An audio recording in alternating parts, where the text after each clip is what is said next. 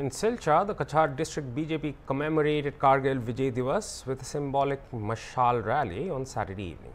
The event honored the bravery and sacrifice of the Indian Armed Forces in the 1999 Kargil War. The rally began from the BJP office at Itkhola and proceeded through the streets of Silchar, concluding at Rangir Khari. Ministers Jayanta Malla Barua, Kaushik Rai and Krishnendu Paul led the march, joined by Assam Pradesh BJP's organizational secretary Rabindra Raju. Hundreds of BJP supporters walked alongside the torchlit procession, paying tribute to India's valiant soldiers and rekindling the spirit of patriotism.